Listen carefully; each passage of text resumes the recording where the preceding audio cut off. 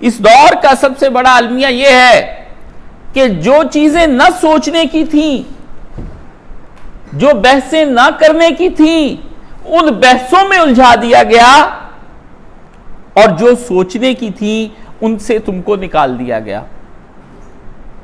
یہ معاملہ صرف اس زندگی کے لیے ساتھ ہی نہیں جڑا ہوا، یہ آخرت کے ساتھ بھی جڑا ہوا ہے۔ اس زندگی کے ساتھ یہ کیسے جڑا؟ ذرا آئیے میرے سامنے۔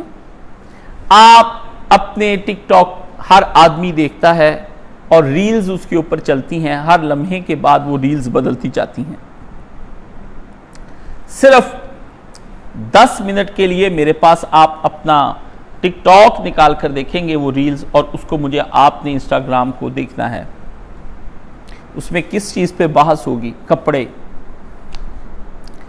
آپ کی شاپنگ کے لیے آپ کو طرح طرح کی آن لائن پروڈکٹس، کھانے کی اتنی ریسپیاں کہ جتنی بھی پرانی اداکارائیں تھیں جنہیں اب گناہ کرتے کرتے گناہ ان کو چھوڑ گئے ہیں، وہ بھی اب کھانا پکانے پہ لگ گئی ہیں۔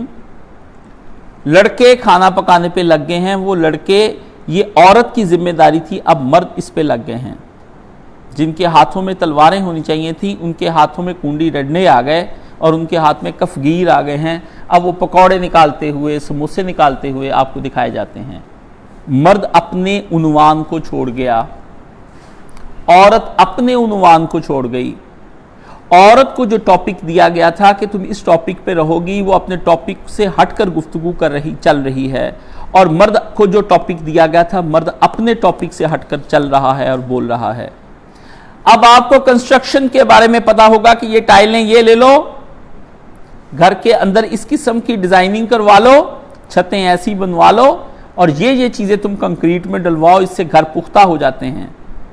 اب تمہارے سامنے عورتیں اس قدر آ گئی ہیں کہ وہ کپڑے، اس قدر ننگی عورتیں آ گئی ہیں کہ وہ اپنا جسم بیچتے وقت بڑی بڑی عورتیں سامنے آ گئیں۔ بڑھیا بزرگ عورتیں اب آپ کو ٹک ٹاک بناتی نظر آتی کہ ان کو کسی نے کہا فارغ بیٹھی ہیں تو آپ یہ کام کریں۔ وہ جو آخری وقت میں اپنے لیے 10 لاکھ دفعہ کلمہ شریف پڑھ کے رکھا کرتی تھیں، اب وہ آپ کو ٹک ٹاک پہ ناچتی ہوئی نظر آتی ہیں۔ اب وہاں پر بیٹھ کر آپ کو سیکس کے طریقے سکھائے جاتے ہیں۔ لڑکیاں اب وہاں پر سیکس کے طریقوں کو اس قدر بولڈ انداز سے پیش کرتی ہیں کہ آپ حیران رہ جاتے ہیں۔ وہ آپ کو سیکس کرنے کے طریقے بتاتے ہیں، اورل سیکس کیوں کریں، مردوں کے ساتھ یہ اپنے کریں، اپنے مردوں کو یوں لبھائیں، ان کو قابو کریں۔ وہ اگر کسی غیر عورت کی طرف دے، اتنا جماع اس کے ساتھ کریں کہ وہ غیر عورت کی طرف دیکھے ہی نہ۔ وہ اپنے مردوں کو کمزور کرنے پہ لگی ہیں۔ مردوں کو ہر وقت جنسی چیزیں چاہیے۔ وہ بتاتے ہیں، حکیم نعیم حکیم بیٹھ گئے، وہ بتاتے ہیں یہ آپ کلونجی کھائیں، آپ یہ میتھی دانہ کھائیں، آپ فلانی شہر بازار سے لے لیں، یہ 9 چیزیں ملا کے یہ کھائیں۔ اب یہ رہ گیا آپ کا، یہ آپ کی بحثیں ہیں۔ آپ کے اندر مذاق اڑانا اپنے حکمرانوں کا، باہر کے حکمرانوں پہ فریفتہ ہو جانا، ننگی فلمیں، ننگی تصویریں لائیو چینل پر آ رہی ہیں۔ یہ مذہبی طور پر آپ کو جو چیزیں آپ کے ساتھ آپ بیان کی جاتی، میوزک جائز ہے کہ نہیں، مجسمے بنانے جائز ہیں کہ نہیں، تصویریں بنانی جائز ہیں کہ نہیں، ہاں فلاں کے حضرت کے ساتھ یہ کیا، ہاں، اور اب میمز بنتی ہیں، ہاں، اب آپ کے پاس طرح طرح کی چیزیں وہاں پر آ رہی ہیں، ایسی انفارمیشن، گوشت بنانے کے، کھانے کے اتنے طریقے، ترکی کا گوشت کھائیے، ازبکستان کا گوشت کھائیے، لندن کا کھائیے، چائنا کا منگوائیے، مصر کے طریقے، سعودی عرب میں یہ ملتا ہے۔ سڑکیں یہ ہیں، گارڈنز یہ ہیں، یہ کالونی کٹ گئی، وہ کالونی بن گئی، یہ اجڑ گئی، وہ برباد ہو گئی، یہ آپ کے موضوع ہیں۔ اور اس کے مقابلے میں ہو کیا رہا ہے آپ کے ساتھ؟ ہو کیا رہا ہے؟ ظلم ہو رہے ہیں غزہ کے اندر، قتل ہو رہے ہیں، جھوٹ کی ایک دنیا آباد ہے، کچہریوں اور تھانوں کے اندر ذلت اور بدماشی ہے، معیشت آپ کی بری طرح برباد ہو گئی، فلسطین اور کشمیر اور انڈیا کے اندر مسلمان مظلوم ہو گئے، اپنی ہی ریاستوں مصر کے اندر اخوان اور جماعت اسلامی پر پابندیاں لگ گئیں، بنگلہ دیش میں، پاکستان کے اندر کی صورتحال سے آپ بے خبر نہیں ہیں، بچیوں کے ساتھ ریپ ہو رہے ہیں، خواتین مرضی سے زنا کر رہی ہیں، مرد مرضی سے اور رضامندی سے زنا کر رہے ہیں، ہر ایک کی بیٹی، ماں، بہن کے پاس موبائل ٹیلی فون ہے، اور ہر ایک کو یہ غلط گمان شیطان نے دے دیا کہ اس کا غلط استعمال کرتی نہیں ہے، میں کرتا ہوں وہ نہیں کرتی، وہ تو صرف خبریں دیکھتی ہے یا اپنے پروگراموں کے پروجیکٹس بناتی ہے۔ یہ کیسے وہم ہیں، یہ کیسے خیال ہے، یہ کیسے دھوکے ہیں، یہ کیسے فریب ہیں جو ہم اپنے آپ کو دے رہے ہیں۔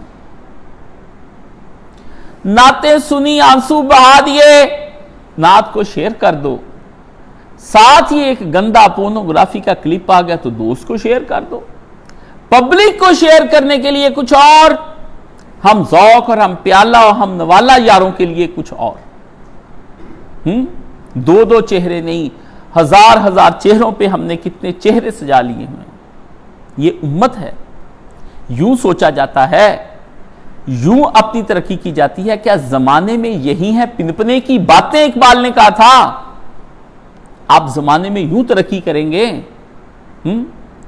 اور اتنی کتابوں کی دنیا اس کے اوپر آباد ہے کہ ہر غلط صحیح کتاب کے ایڈ پر ایڈ چلے جا رہے ہیں، اور گھر بیٹھے کتاب منگوائیے، اور وہ جو کتاب گھر پڑی ہے اس کو کون پڑھے گا؟